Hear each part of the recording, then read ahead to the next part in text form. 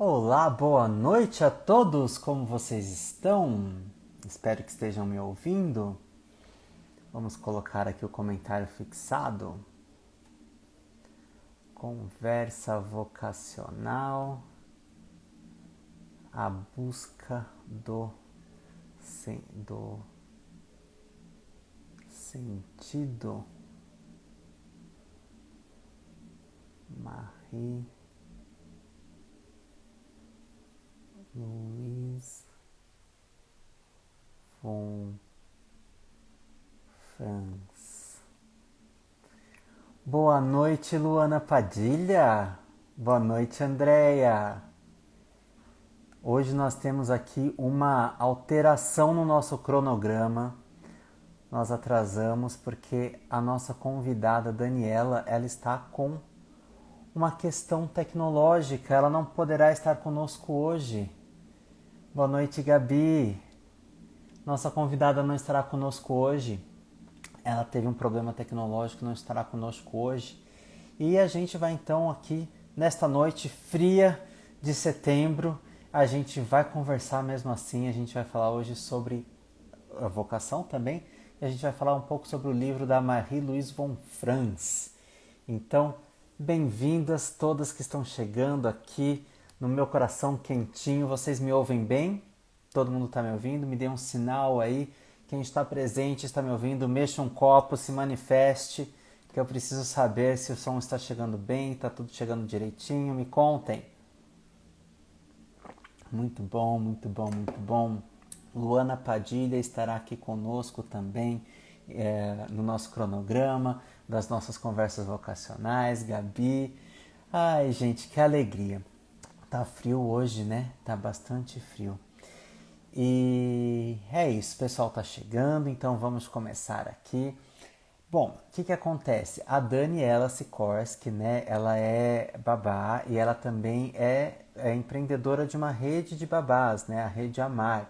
É uma agência de babás que também faz, né, um trabalho de capacitação de babás, né, ela faz tanto o trabalho, né, ela fica atenta tanto às questões das próprias babás, né, em termos de capacitação, quanto aos pais. Ela faz essa mediação, essa ponte.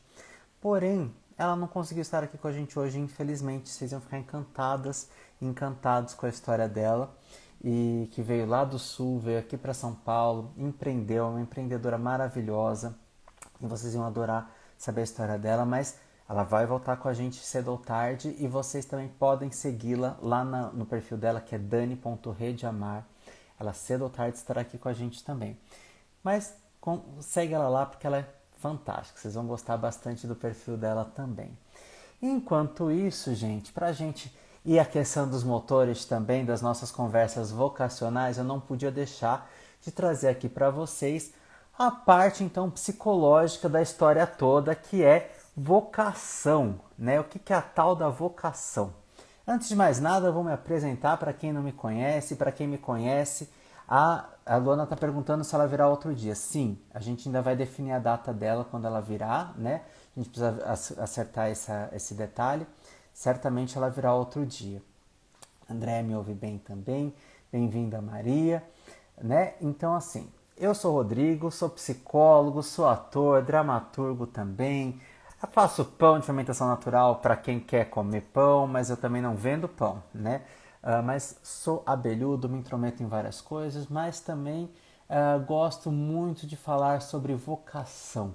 É curioso como esse assunto de vocação, sobre orientação vocacional, que muitas pessoas hoje chamam de orientação profissional, eu vou falar sobre isso daqui a pouquinho também. Né? Essa é uma questão que está na minha prática, no meu conhecimento, no meu estudo, desde lá de trás, quando eu me formei, né? Desde lá dos princípios, porque eu fazia parte de uma instituição de pesquisa onde isso era muito estudado. E isso sempre me chamou muito a atenção porque eu gostava muito de pensar assim, qual o sentido que eu vou dar para a minha vida? Como que eu posso otimizar algo na questão do servir para as pessoas, né? O que eu posso fazer de útil para a minha existência, né? Olha o Anderson aí, o Antão também, só pessoa querida chegando aqui, né?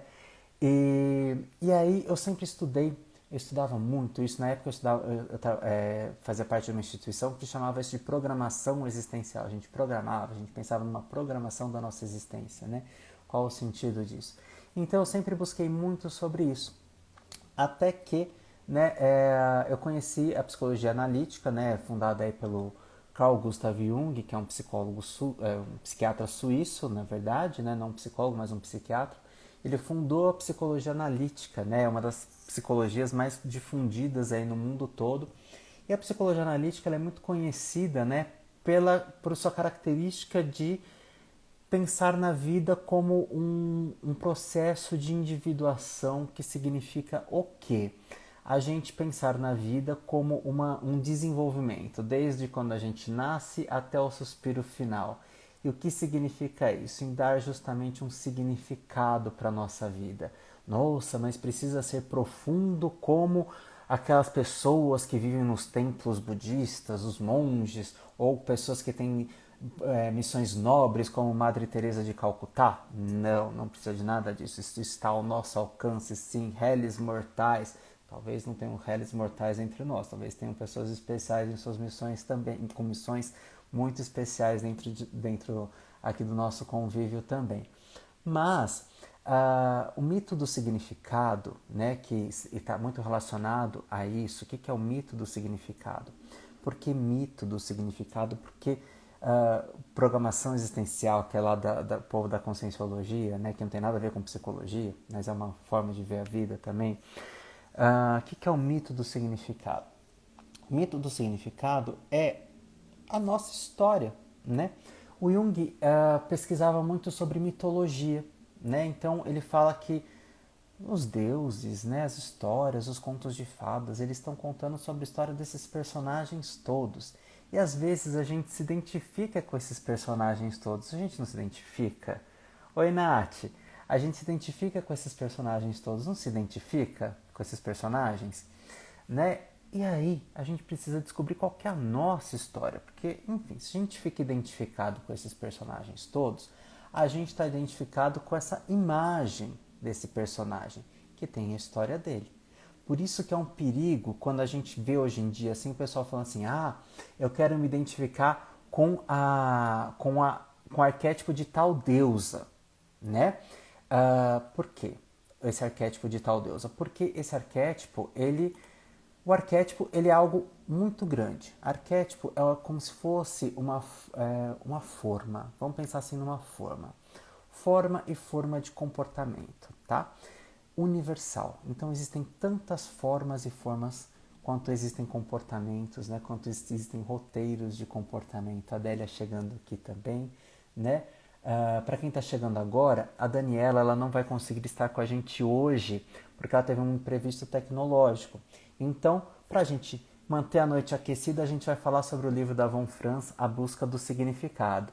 Então, eu estou fazendo todo um preâmbulo aqui para a gente entrar na busca do sentido, na verdade, né? Todo um preâmbulo aqui para a gente chegar na busca do sentido, tá? Então, assim, os arquétipos, né, eles são formas e formas universais de comportamento e a gente sabe desses arquétipos através das imagens arquetípicas, que são justamente as histórias dos mitos e dos contos. Por isso que é um perigo a gente se identificar com os deuses e as deusas. Quando a gente fala assim, quero me identificar com a tal deusa, eu quero ativar em mim a história de tal deusa ou de tal deus. Por quê? Se a gente for estudar a história de tal deusa ou de tal deus, a gente vai ver que tem a história deles também tem algumas coisas que são meio difíceis. E a gente pode desenvolver, sim, trazer para a nossa vida aqueles aspectos difíceis também.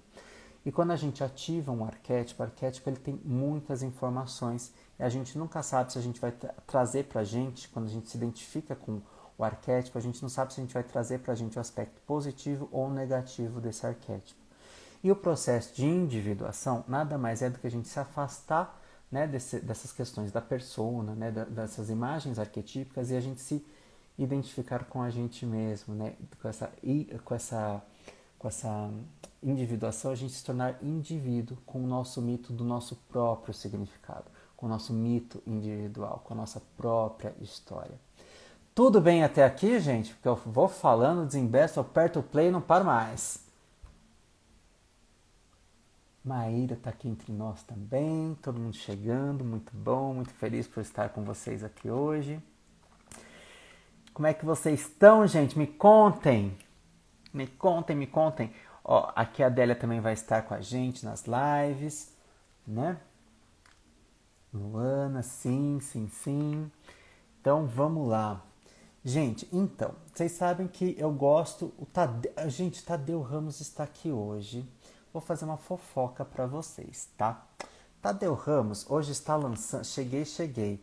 Já chegou e eu vou expor você. Vou fazer um expose de Tadeu Ramos. Eu sabia que o bicho ia vir aqui hoje, tá? A Adélia tá buscando um sentido. Gente, um dia eu vou contar um sonho que eu tive com a Adélia 15 dias atrás. O dia que eu tiver autorização, eu vou contar um sonho que eu tive com a Adélia 15 dias atrás. Vocês vão ficar de queixo caído, tá? Porque eu tenho áudios, eu tenho provas. Eu tenho provas e áudios. Vocês vão ficar de queixo caído.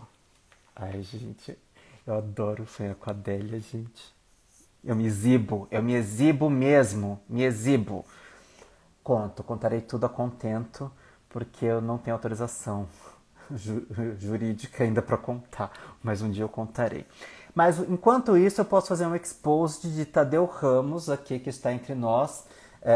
Chegou agora. Hoje, Tadeuzinho está lançando um conto dele, o segundo conto da trilogia. Uma trilogia que vai ter um conto a mais, que é o conto de Natal, que será lançado mês que vem, né? Que é o conto Encontro para Viagem. Veja só, está aqui, ó, no Kindle. Está sendo lançado hoje, gente. Claro que como eu sou fuxiqueiro, eu já li o livro antes, tá? De todo mundo, conto antes de todo mundo, tá? Exatamente, pode botar coraçõezinhos, tal. E está delicioso. Continua ali a história de Ariel e Daniel em suas trapalhadas, né? E encontros e desencontros desse encontro, finalmente, né? E tá maravilhoso, gente, tá maravilhoso. Não precisa ler pelo Kindle, né? Quem não tem o Kindle, o aparelhinho do Kindle, dá para ler pelo celular, é só baixar o aplicativo, ele é gratuito, o aplicativo do Kindle, tanto para o iPhone quanto para o Android tem. Dá para ler pelo computador também, né?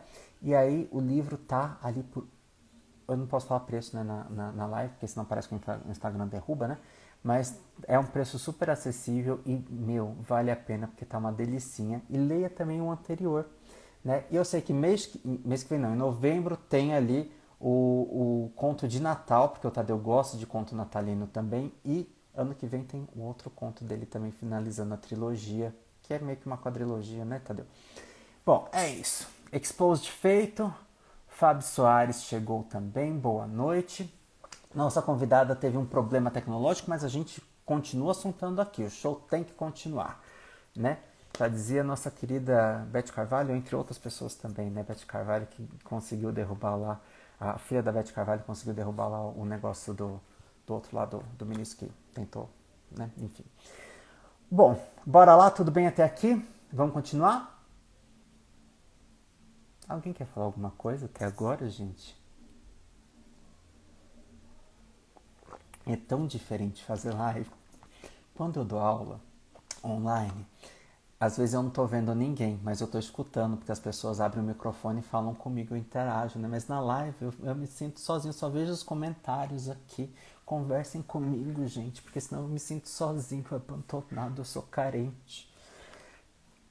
Ó, então, A Busca do Sentido. Marie-Louise von Franz ela é uma pessoa, né, que foi ali, trabalhou junto com o Jung, né, lado a lado do Jung. Maravilhosa, Neia, bem-vinda, meu amor. A Von Franz, ela foi maravilhosa. Eu adoro a Von Franz. A Von Franz tem assim, livros incríveis. E eu descobri uma coisa aqui no final do livro dela que eu fiquei assim de queixo caído. Eu não vou contar pra vocês porque eu não vou dar spoiler. Mas eu descobri uma coisa que eu falei assim, gente, Von Franz, só danadinho. E adorei saber, porque faz parte da linha de pesquisa dela, inclusive, né? Mas a hora que ela foi lendo, eu falei assim, gente, Von Franz, me identifico super contigo, sua danada. Agora, o que é a tal da busca do sentido, né? eu achei curioso que quando eu fui comprar esse livro na Amazon, tinha lá, eu fui ler as avaliações, né? Porque eu gosto de ler as avaliações. Inclusive, eu achei curioso porque eu tenho lá no Twitter, eu vi uma amiga minha, né, de Twitter, que ela segue uma cantora do sertanejo, eu não lembro qual que é uma das cantoras do sertanejo, e ela compartilhou, ela presenteou, na verdade, essa cantora com este livro. E ela não, a menina ela não é junguiana, nada disso, ela não conhece nada de Jung, mas a cantora estava procurando este livro e ela presenteou a cantora com este livro. Eu falei assim, nossa, que curioso, né? E aí quando eu fui ler as avaliações desse livro na Amazon, tinha uma moça que comprou o livro. Ela achou que neste livro ela encontraria a resposta para o sentido da vida dela. E o que é a resposta para o sentido da vida? Já frustro aqui quem for ler o livro achando que vai encontrar a resposta para o sentido da vida. O sentido da vida quem vai estudar mais são os filósofos, porque dentro da psicologia analítica quem vai dar o sentido da vida somos nós mesmos, porque enfim a vida é nossa, então quem vai dar o sentido da nossa vida somos nós mesmos. Porque aquilo que a gente estava falando antes, o nosso mito do nosso próprio significado. Então, como a Andrea colocou aqui, a Von Franz ela tem uma sensibilidade incrível, sim. Ela traz para a gente, inclusive, através de um sonho que ela teve, ela narra nesse livro aqui um sonho que ela teve, onde ela começa a ter uma ampliação da percepção sobre qual seria o sentido da própria vida dela. Ela teve esse sonho muito jovem, né? Acho que aos 18 anos, se eu não me engano. Esse livro, ele não é um livro didático, no sentido de a Von Franz sentou e escreveu sobre a busca do sentido. Na verdade, é transcrição de, se eu não me engano, 2 ou 3 entrevistas que ela deu para uma rádio americana em 1978 e 1980 e alguma coisinha, né? E a transcrição desse programa de rádio. Eu procurei no YouTube se eu achava o áudio para a gente acompanhar, escutar a voz da Von Franz, não achei. Poderia ter isso de alguma forma, né? Não achei. Fiquei muito triste, decepcionado. Quem quer assistir o Jung, tem vídeo do Jung no YouTube dando entrevista, mas da Von Franz não achei esse áudio aqui. Talvez tenha alguma entrevista dela, não procurei. Talvez tenha, tá? Bom, o que é a tal da busca do sentido, né? Quando a gente fala de busca do sentido, a gente está falando sobre o que a gente veio fazer nessa vida. Né? Não necessariamente a gente precisa acreditar em reencarnação, múltiplas vidas, não é nesse sentido que a gente está falando em busca do sentido. Né? A Andrea leu o livro, ela está falando assim, que o sonho só pode ter durado 3 dias, porque uma noite só não é possível ter um sonho daquele. Gente, é um sonho que dura acho que umas 4 ou 5 páginas aqui. É gigantesco. Eu lembro que quando eu levava meus sonhos para Simone Magaldi, que era minha analista, ela falava assim, é impossível você ter sonhado tudo isso. Você está juntando 3, 4 sonhos, né? Porque meus sonhos são compridíssimos, todos cheios de detalhes, né? E aí eu mandei para ela, falei assim, você reclamava do meu sonho, mas você viu o sonho da Von Franz, que é gigante, também ela deu risada. Enfim, quando a gente fala de mito do significado, a gente não precisa necessariamente pensar num objetivo nobre e gigantesco, né? Existem pessoas que têm um sentido de provocar uma sociedade inteira se mexer, inclusive. Então, tem pessoas que são ali o que a gente chamaria de trickster, né? O arquétipo do trickster, que é o trapaceiro, que é aquele agente do caos coletivo, que vai chutar o pau da barraca para que todo mundo se movimente, né? Para que todo mundo pense a respeito. Assim a gente começou a estabelecer, ao longo da história, a gente pode pensar que a gente começou a estabelecer leis e regras de convivência na sociedade por conta de coisas que foram acontecendo no decorrer dos anos, desde crimes até estabelecer regras, por exemplo, de imposto e tudo mais, né? E regras de saúde pública e tudo mais, e por aí vai. A gente foi pensando sobre. Ao mesmo tempo, existem pessoas que vão buscando algo no sentido do servir, né? E o sentido acaba tendo esse direcionamento mesmo, às vezes, né? A maior parte das vezes a gente está pensando o quê? Que essa busca do sentido está relacionada a um legado, a algo que a gente vai deixar enquanto legado. Nossa, mas eu preciso deixar algo por escrito, eu preciso deixar algo como uma obra, como uma instituição, como uma ONG? Não necessariamente, né? Mas o que a gente fala dentro da psicologia analítica, né? Que a gente, quando nasce, a gente vem desse inconsciente, nós somos inconscientes, nós estamos no estado urobórico, né? E a gente volta para o inconsciente. Mas o que fica da gente? O que a gente fez durante a vida. E para algumas pessoas isso pode ser um livro que a pessoa tenha escrito, um trabalho que ela tenha feito, uma transformação que ela tenha feito. Vocês já pararam para pensar na própria história de vocês? Eu costumo perguntar para os meus alunos, para os meus supervisionandos e para mim mesmo, sempre, né? Qual que é a semente que a gente deixa nos nossos pacientes, nos nossos alunos? E qual que é a semente que eles deixam na gente? Porque sim, para a psicologia analítica, a gente está dentro de um vaso alquímico, ou seja, eu estou trazendo tantos conceitos, né, gente? Vocês devem estar querendo me enforcar aqui, né? É um vaso alquímico, ou seja, dentro da terapia existe um processo onde a gente se transforma mutuamente. Nós não estamos fazendo terapia nós não estamos sendo terapeutizados pelo paciente, mas tudo que ele traz para a gente, de certa forma, também contribui para a nossa própria reflexão de alguma forma, né? E muitas vezes o paciente traz para a gente informações onde a gente entende como sincronicidade para o nosso próprio processo e às vezes a pessoa nem sabe, né? Adri, bem-vinda, né? E eu acho tão interessante porque a gente também leva informações e a gente contribui. Então, qual que é o nosso legado?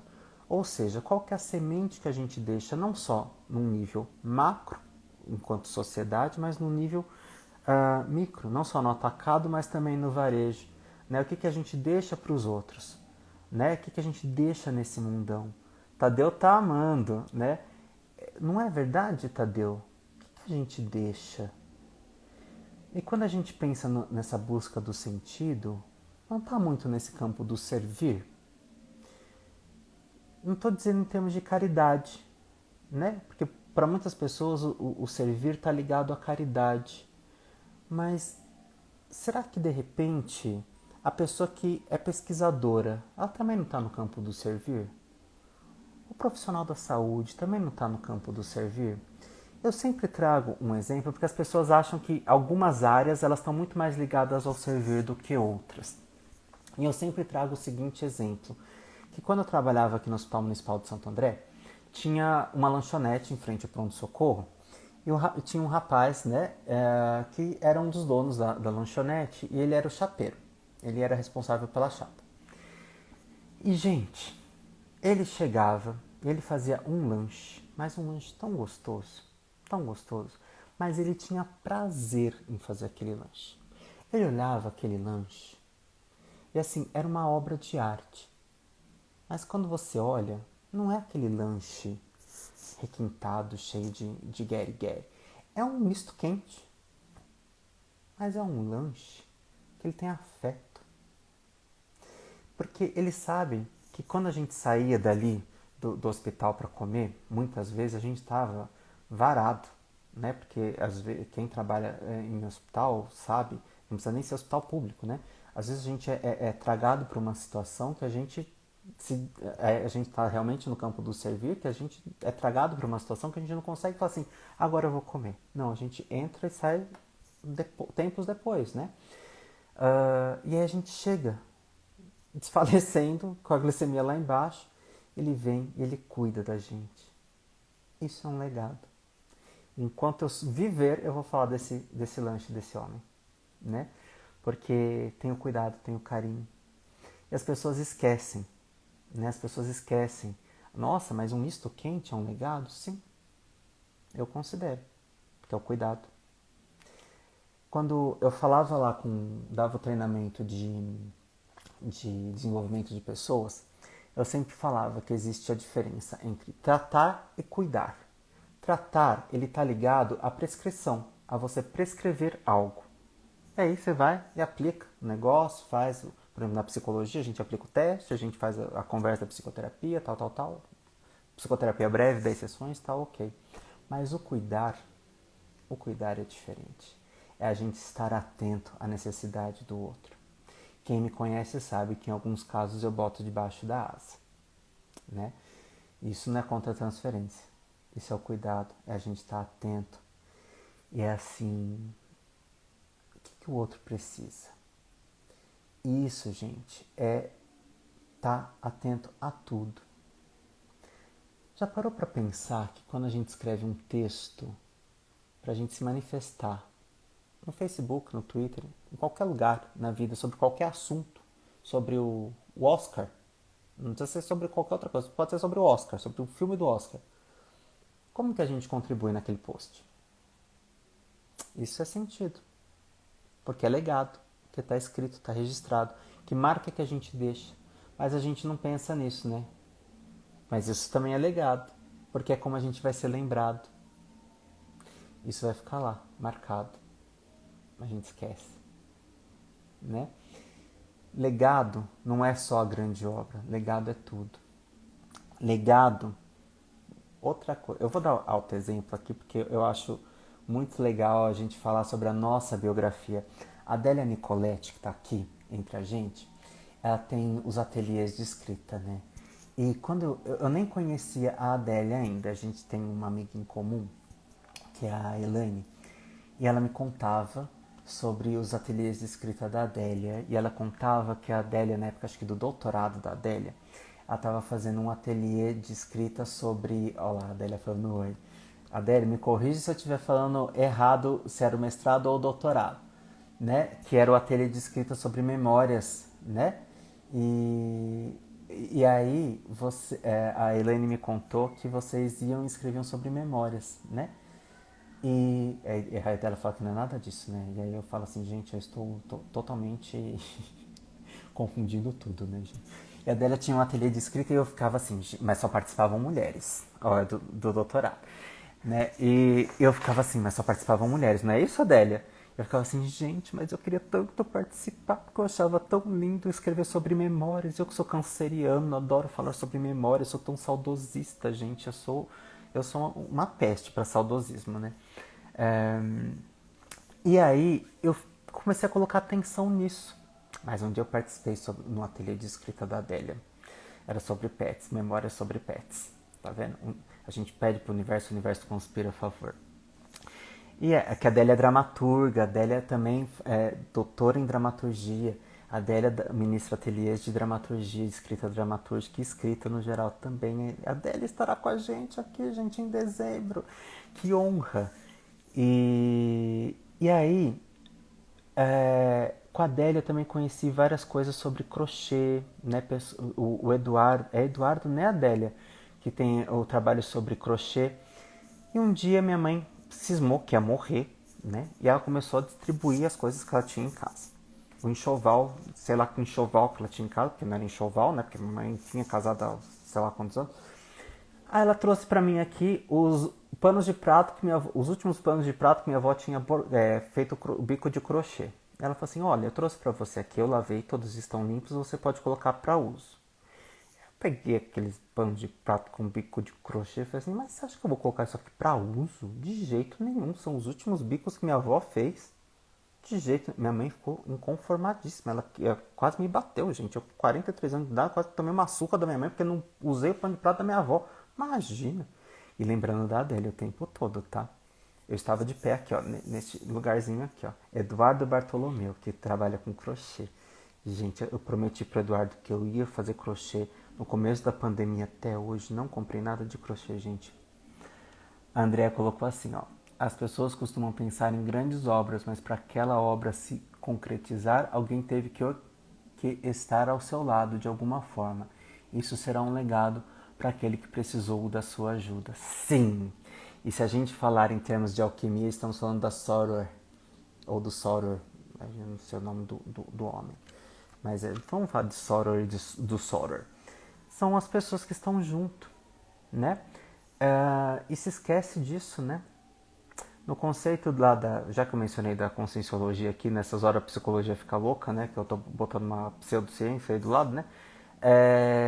Uma neociência, pseudociência.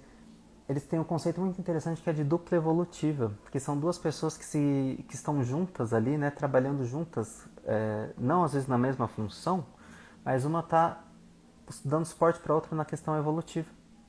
Interessante esse conceito também, né? Uma visão bem interessante.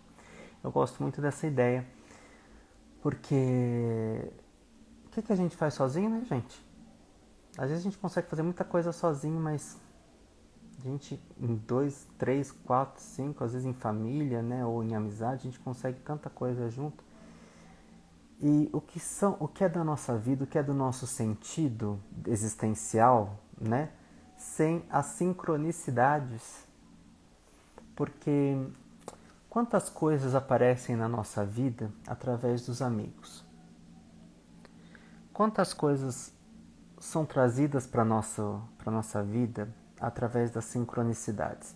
Para quem não sabe, sincronicidades são as tais coincidências, mas não são coincidências, né? São questões que são eventos que acontecem simultaneamente ou quase que simultaneamente e que aparentemente não tem relação, mas que a gente acaba dando um sentido de relação.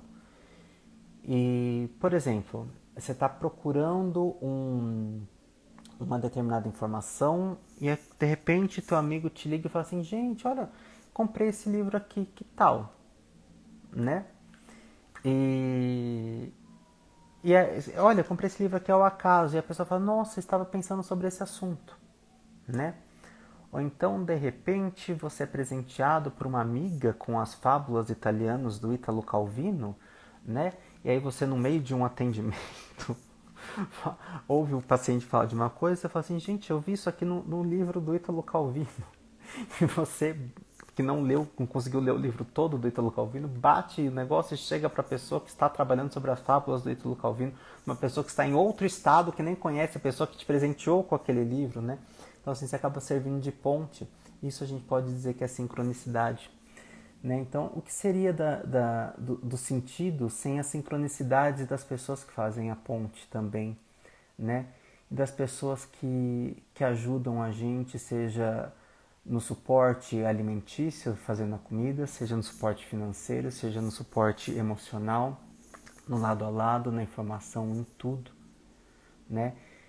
Que ajuda a gente e o quanto às vezes a gente ajuda também, né? E o quanto às vezes a gente abre mão das nossas coisas em prol de um coletivo ou em prol de alguém. Quem é cuidador, quem é cuidadora, sabe? Ou então às vezes a gente tem alguns desejos de algumas coisas, quero determinado objetivo na minha vida, mas em prol de um coletivo a gente abdica de algumas coisas porque a gente vê que a gente é mais importante como uma peça naquele lugar em prol de um coletivo do que neste outro lugar que é mais individual. São histórias e histórias, né? Não tem como a gente saber, mas a gente vai entendendo, vai costurando, vai fazendo esse patchwork, palavra que eu resgatei com a Adélia, inclusive, né? A gente fazendo esse patchwork da nossa própria história. Faz sentido o que eu tô falando, gente? Ou eu tô bem louco aqui? Com hipoglicemia, gente, de repente vocês estão aí, hein?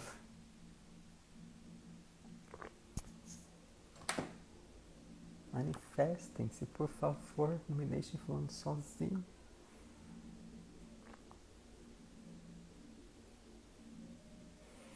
Eu vejo que tem pessoas na live, tá, gente? Quem tá assistindo a reprise aqui, me salvem, gente. Depois o povo na reprise acha que eu tô falando sozinho aqui pro nada. Mas tem gente aqui sim. Ó, então vamos lá. O Tadeu tá falando que faz sim. Vamos lá. Eu gosto muito, gente, da Von Franz nessa questão da busca do sentido, porque ela faz a gente pensar também na questão dos sonhos. A Andrea também falando que faz sentido. Ela traz pra gente a questão dos sonhos.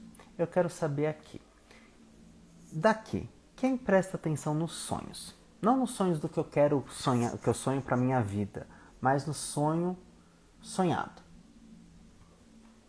Sonho da noite. Quem presta atenção nos sonhos? Quem anota sonho, quem desenha sonho, quem grava sonho.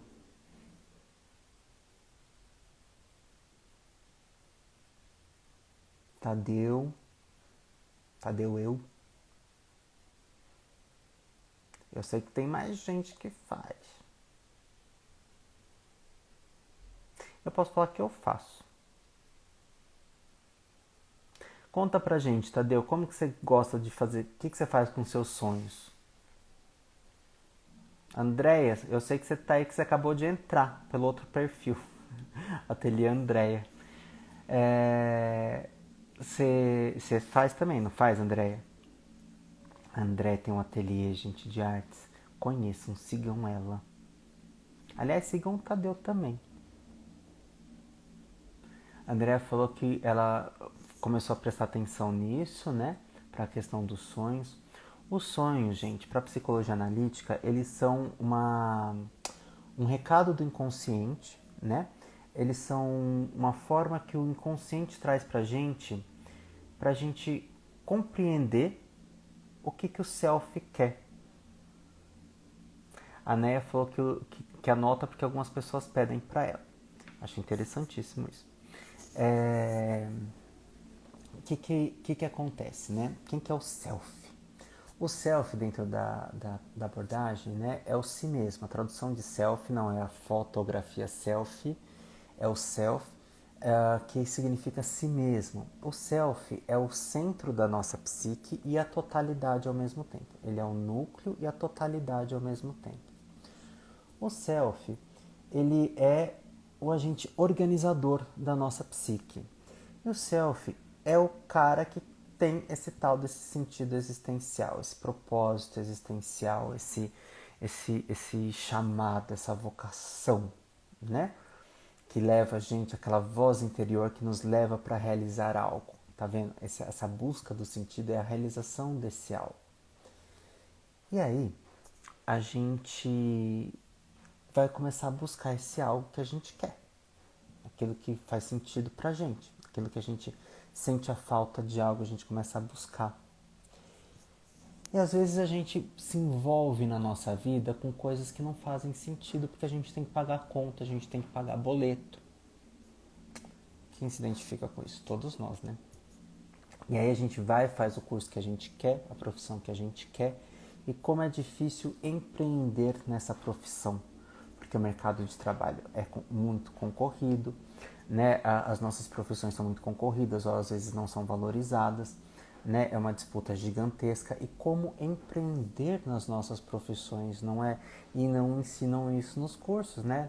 Eu vejo que a gente tem pessoas das artes cênicas, a gente tem pessoas da psicologia, a gente tem pessoas de outras áreas também, e não informam pra gente na faculdade nem no curso de formação como é que empreende, né? Por exemplo, eu sou ator também, né? Eu sou psicólogo, mas sou ator também. Como é que empreende? Edson, você que está aqui entre nós, como é que empreende nas artes cênicas, filho? Não, não empreende, não ensinam nem como montar edital, como preencher um formulário de edital, né? Sendo que seria uma forma aí de a gente trabalhar, né? Dentro das artes cênicas. É uma dificuldade imensa, né? Então, como que a gente empreende na profissão? E aí muitas pessoas se distanciam daquilo que elas gostam de fazer, daquilo para o que aquela vocação, né, do objeto de vocação dela, do trabalho de vocação dela, e acaba se distanciando. E com o tempo essa pessoa deprime e sente falta, adoece. Muitas pessoas que têm mais tempo de vida já se identificam com isso. E entra na crise da meia-idade. Hoje eu recebi lá no YouTube um comentário de uma pessoa que falou assim que está com 36 anos e se identifica. Estou falando isso porque é um comentário público, tá, gente?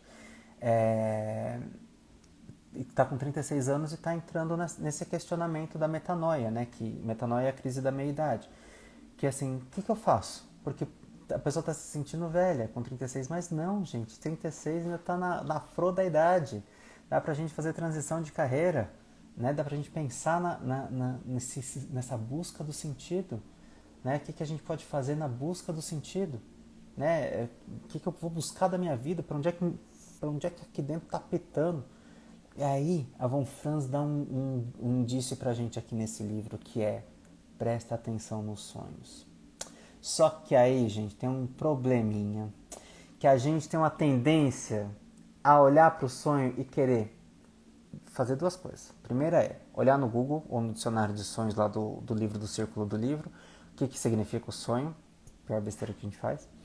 E a outra besteira que a gente faz é entender o sonho literalmente. Então assim, você sonhava que eu ia para a Austrália e vendia... Eu sonhava que eu ia para a Austrália trabalhar com canguru. Daí você entende que você tem que ir para a Austrália e vender tudo aqui e vai para a Austrália vender canguru. Não é isso que o sonho está dizendo.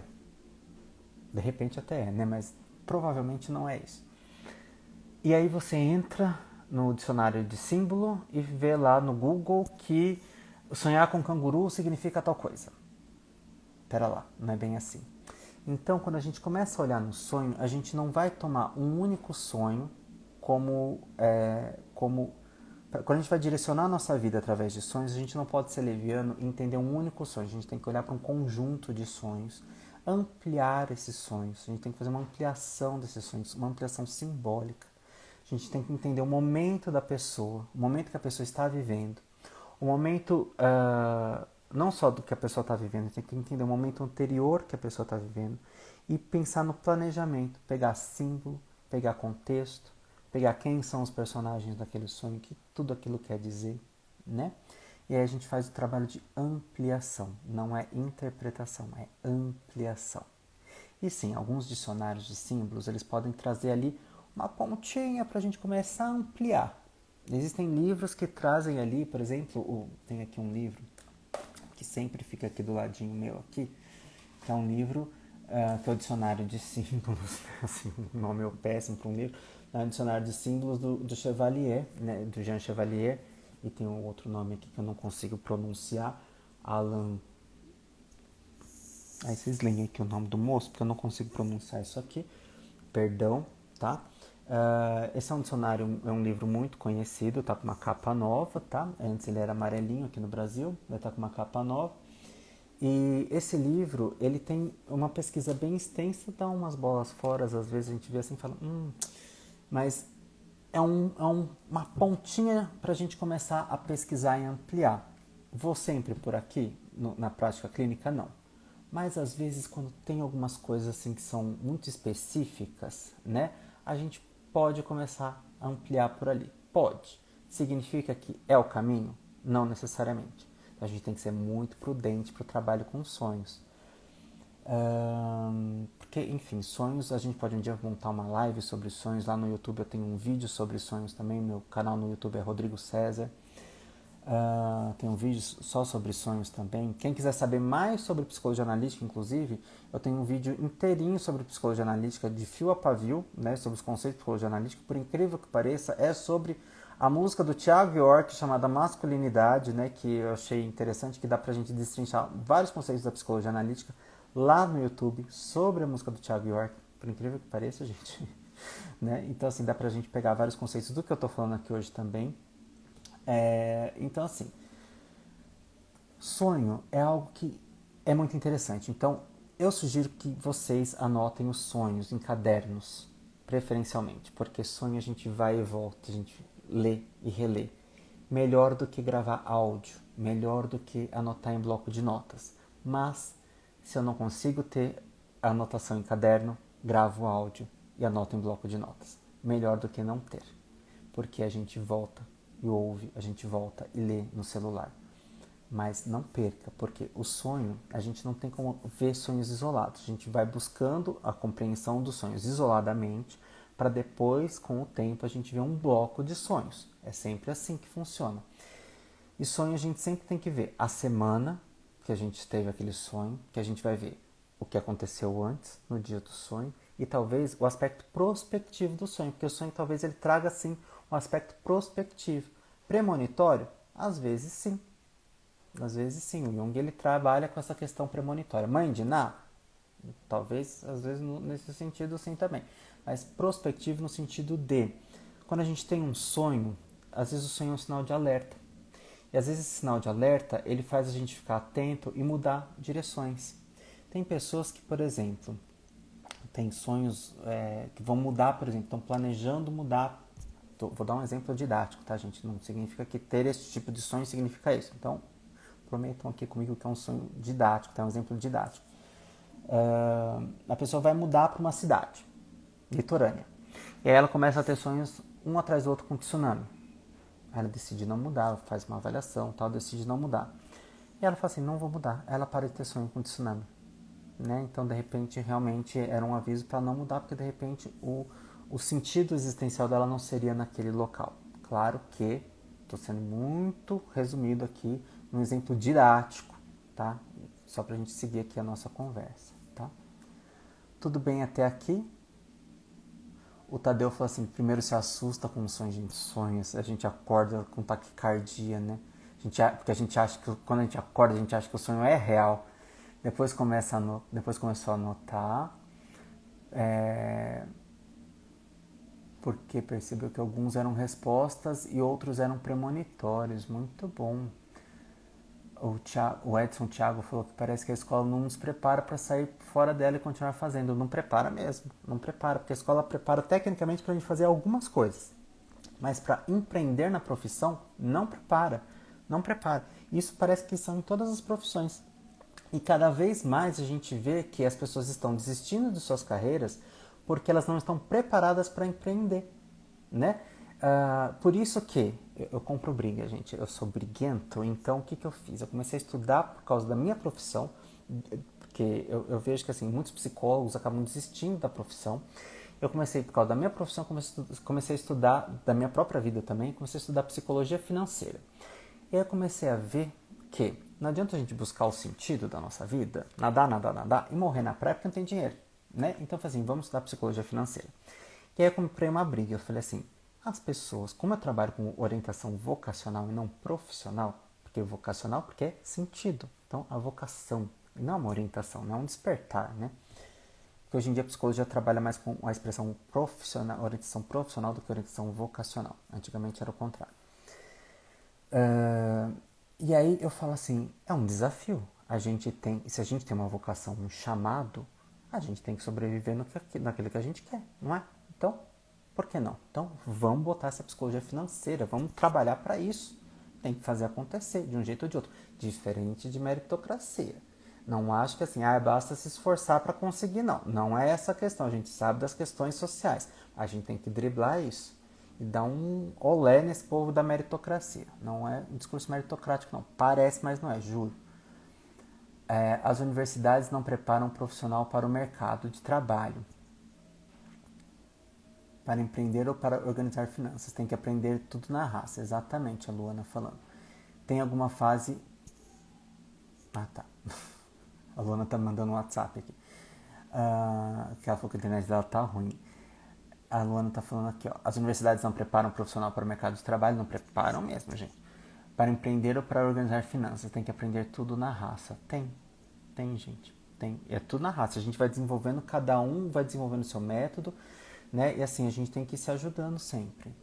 A Andréia, tem alguma fase da vida que você fica mais difícil de encontrar nesse sentido? Tem. Gente, quem aí passou por isso? Me conta. 17 anos de idade. Você tá lá no ensino médio. O que você sabe da vida? Às vezes você tem um sonho na infância, né? Você fala assim, eu vou ser tal coisa. E às vezes sim, a própria psicologia analítica estimula que a gente olhe para trás, para a infância, para a gente saber o que a gente queria ser quando crescesse, para a gente olhar para frente. Que às vezes a gente esquece ou a gente é desestimulado a ser alguma coisa que a gente queria ser quando crescesse, porque na infância, de repente, a gente tem um sinal do que seria o nosso daimon, daquilo que a gente queria ser quando crescesse. E aí, de alguma forma, aquilo se apaga. Aquilo se perde. E aí, quando fica velho, né? Velho não, né? Quando fica mais velho, na verdade, lá para os 35, 40 anos, 45, entra na metanoia, que é a crise da meia-idade. E aí fica faltando alguma coisa, a pessoa quer resgatar alguma coisa do passado. E às vezes não sabe o que é. Aí se olhar para a infância, de repente até encontra alguma coisa que ficou para trás. Ou da infância, ou da adolescência, ou do começo da vida adulta, mas que desistiu. Pode ser que tenha a ver? Pode. Significa que tem que jogar tudo para cima e correr atrás daquilo? Não. Sempre prudência. Se é transição de carreira, é degrau por degrau. Não dá pra gente jogar tudo para cima também não. Não dá pra ser na loucura. O povo fala assim, joga tudo para cima e vai. Eu acho que é meio doideira, né? Enfim. Mas enfim, a Adélia falando assim, os sonhários, né? Os sonhários são os cadernos de sonhos, né? Que a gente anota os sonhos, os diários de sonhos, né? E às vezes fica difícil, né? Com 17 anos, gente, pensa, a gente ter que... A gente tá lidando com 17 anos, a gente tá lidando com hormônio, pai e mãe, né? Pai e mãe. Muitas vezes com o serviço militar, para os meninos, né? Também. Serviço militar. Que mais que tá lidando com 17 anos, gente? Tanta coisa. Primeiro relacionamento, muitas vezes, né? Aprendendo a dirigir, muitas vezes, para algumas pessoas. Gente, tanta coisa. Ainda tem que decidir a profissão, que é meio que um casamento, que teoricamente você vai escolher ali. O próprio sistema de vestibular é um horror, né? Que você tem que decidir qual coisa que você vai ter que, teoricamente, casar pro resto da tua vida. Gente, é uma pressão descabida, né? Então é dificílimo. Né? Então, assim, muitas vezes é interessante a pessoa saber... Gente, minha cadeira aqui tá apertada. É interessante a pessoa saber que ela pode escolher aquilo e largar para trás, né? Mas aí a gente tem várias questões. A pessoa se prepara financeiramente, ela pode largar para trás. Às vezes tem uma pressão. Poder pode, mas como que faz isso? A Adélia mandou um beijo, precisa sair. Adélia, beijo, meu amor, fica bem. Boa noite, bom quentinho para você hoje. E a gente tem que planejar tudo, né? Mas a gente tem que olhar para as pressões que a gente se coloca, para as pressões que a gente enfrenta. E olhar assim, qual o sentido disso na minha vida? Porque a gente tem que olhar também, ok, eu tô com essa pressão social, mas qual o sentido disso? Qual o sentido que eu posso dar para isso? Não é ser poliana, não. É a gente olhar para isso e ver como que eu posso transformar isso a meu favor. Ah, que romântico isso, lindo isso, Rodrigo. Parabéns, virou coach agora. Não, não é. A gente vai olhar para isso e vai ver assim, pô, será que eu não posso esperar mais um pouco? Até eu decidir realmente o que eu quero? Qual que é o planejamento que eu posso ter? O que acontece é que às vezes a gente acha que não tem tempo e de repente a gente tem. Se a gente realmente não tem tempo, a gente tem que dar um tiro no escuro. Aí é arriscar. Mas aí é cada caso, né? A gente tem que lidar. Cada caso a gente tem que lidar com as escolhas. Aí a gente tem que olhar. É difícil falar assim, por exemplo, numa live, as especificidades de cada especificidade. Não dá pra gente levar assim a termo todas as coisas. Mas a gente pode pensar. Não tenho respostas, né? Não tenho, gostaria de ter, não tenho. Mas busca do sentido, gente, é isso. É olhar para dentro de si. Para cada um vai olhar para dentro de si. Nossa, eu sempre quis ser psicóloga, aí a vida me levou para outros caminhos, depois a vida me trouxe de volta. Sim, um dia você me falou sobre isso, achei interessantíssimo. Interessantíssimo. Gente, e quando eu era criança, gente, era um demônio. Eu botava todo mundo para brincar de teatro. As crianças me odiavam, porque eu era diretor. Eu botava todo mundo para fazer peça de teatro. E depois eu voltei, né, como ator e diretor de teatro também. Mas eu não seria o ator, dramaturgo e diretor de teatro se eu não fosse o psicólogo antes, né? Interessantíssimo esse processo. Bom, para a gente caminhar para a nossa finalização aqui da live, o mito do significado é exatamente isso. A gente procurar compreender a nossa existência, planejar a nossa existência e dar sentido para ela, procurar entender qual é o nosso daimon. O que é o daimon? Não é diamond de diamante, mas parece na sonoridade. Daimon é uma palavra grega que é essa voz interior, nosso chamado, esse gênio interior também, né? Que nos leva a realizar algo. E o que é esse algo? O que é esse algo? É o que faz sentido para cada um de nós. E que muitas vezes a gente só vai entender quando a gente se permitir sair dessa superficialidade do dia a dia, de sair para pagar boleto e falar assim, para que eu sirvo? A busca do sentido é simplesmente responder a pergunta, que é dificílima, para que eu sirvo? Desculpa se eu estou causando alguma crise hoje à noite, juro que não é para vender serviço de psicoterapia, mas é justamente isso. Para que eu sirvo? Oi, Gabriel. Oi, Gabriel. Né? Para que eu sirvo, gente?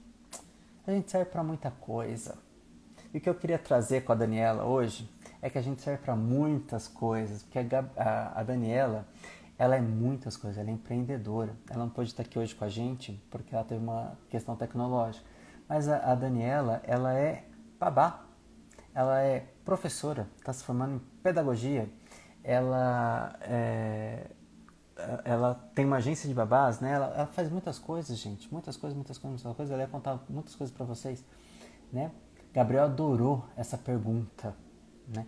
É uma pergunta de, como diz minha amiga Marta, lá de Mococa, é uma pergunta de trincar o pinico, gente, de trincar o pinico. Pois é, pois é.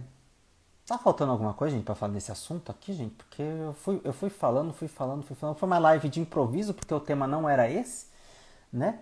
E foi uma live de improviso aqui sobre isso. Será que eu falei tudo? Vou falando, gente. Gente, isso aqui vai ficar gravado depois. E eu vou deixar salvo isso no meu perfil profissional, gente. O povo vai ficar vendo isso aqui depois. Eu queimo meu filme, eu não preciso de ninguém para queimar meu filme, né, gente? Eu não preciso de ninguém para me queimar. Porque isso aqui eu peguei porque a gente tem um grupo de estudos, né? A André faz parte do grupo de estudo. Quem mais tá aqui do grupo de estudo, gente? A gente tem um grupo de estudos de Jung, que acontece de sexta-feira também, mais ou menos cada 15 dias. E esse foi um dos livros que a gente leu lá no grupo de estudos, né?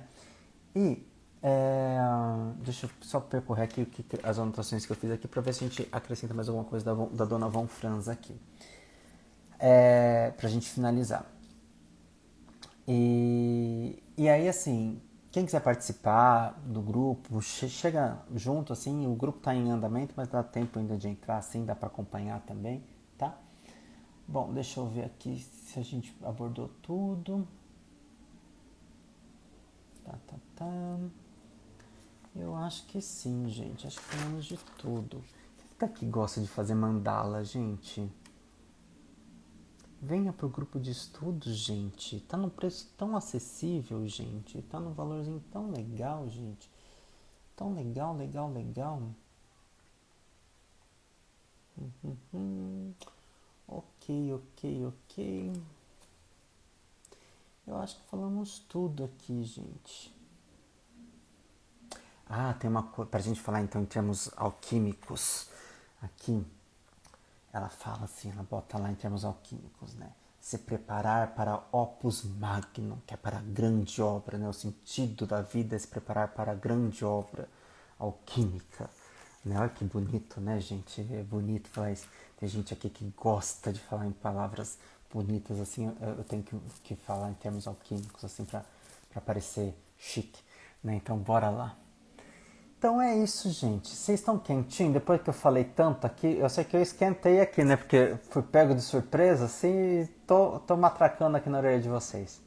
Né? Vocês estão escutando o tabaco do meu vizinho aqui? Tá tendo uma gira aqui do lado hoje, né? Não consegui identificar do que é a gira, mas tá tendo uma tabaco aqui do lado para esquentar nós também aqui hoje e abençoar a nossa live aqui também. Vocês têm alguma dúvida, gente? Respondam, gente. Não me deixem só. Me sinto só, me sinto tão seu. Eu me queimo sozinho, né? Gente, vocês me seguem no YouTube também, gente? Me seguem. Assistam o vídeo do Thiago York, gente. É o vídeo mais assistido do canal. Eu achei que eu ia ser queimado em praça pública, porque o clipe dele foi polêmico. Eu achei que eu ia ser queimado, cancelado na internet. Eu passava mal quando o vídeo foi ao ar. Mas ainda bem que passei incólume até hoje. Não ouviu barulho. Sem dúvidas. Então é isso, meus amores. Boa noite para vocês e leiam um livro do Tadeu Ramos. E a gente tem ali na sequência de posts, tem a programação das próximas lives. Quem que é a próxima live aqui? Deixa eu ver direitinho quem que é a próxima live. Quem que é a próxima live aqui? Vamos ver. Vamos falar, né? Vamos falar quem que é a próxima live?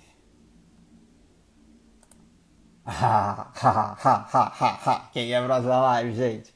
Quem é a próxima live? É dia 30. Dia 30 de setembro. Dona Andréia Crispim.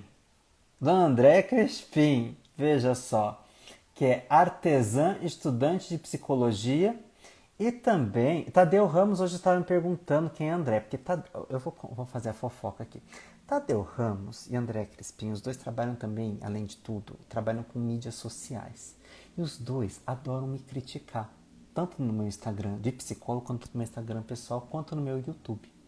E os dois, eu queria botar os dois um de frente com o outro, porque os dois iam fazer uma rinha, um com o outro, para ver qual dos dois ia me enxovalhar mais. Né? Porque eu acho que o sonho dos dois é ver qual dos dois ia me botar na fogueira primeiro e me tacar fogo primeiro. Porque o sonho dos dois é me matar. É impressionante. A Andrea, enquanto, assim, eu tinha um designer no meu Instagram de psicólogo aqui. E a Andrea, ela arrumou encrenca com esse meu designer, que no caso era eu mesmo. Ela arrumou encrenca com esse designer, que era eu mesmo, que teve a aprovação de um gerente de designer, gerente de publicidade, de estúdio de publicidade de Goiânia, que é meu melhor amigo, inclusive, tá? Ele tinha aprovado, então o designer aqui tinha aprovação de um gerente. E a André arrumou confusão, tá? Com ele e comigo, porque ela falou que era horrível no Instagram, tá? E o Tadeu também fica arrumando confusão comigo também. Então eu sou prejudicado sempre aqui. Mas Tadeu Ramos também vem. Ó, então a gente vai ter André Crispim dia 30 de setembro, depois a Luana Padilha no dia 7 de outubro, depois o senhor Tadeu Ramos dia 21 de outubro, o senhor Felipe Lucchesi dia 4 de novembro, o senhor Marcos Lemes, autor do livro que foi sorteado lá no meu outro perfil, onde eu não sou uma pessoa séria. E depois, por fim, neste semestre, Adélia Nicoletti, dia 9 de dezembro. Olha lá, fazendo de som. Eu só dou dicas pra você melhorar e você não ouve, só puxa sua orelha, mas é o meu jeitinho. Eu amo vocês dois, gente. Mas um dia eu vou botar vocês dois um de frente pro outro, pra ver uma rinha, pra ver quem me detona mais. Eu quero só ver isso. Meus amores, um beijo, boa noite pra vocês. Amanhã, Tadeu Ramos vai fazer uma live de lançamento do livro dele, lá no perfil dele, canal Tadeu Ramos, junto com o Rodrigo e os Livros, que não sou eu, Rodrigo. O Rodrigo e os Livros é o editor dele, tá? Sigam também, porque o Rodrigo e os Livros é editor de livros. Então, assim, gente, vocês percebem que eu só boto vocês em contato com La Crème de la Crème.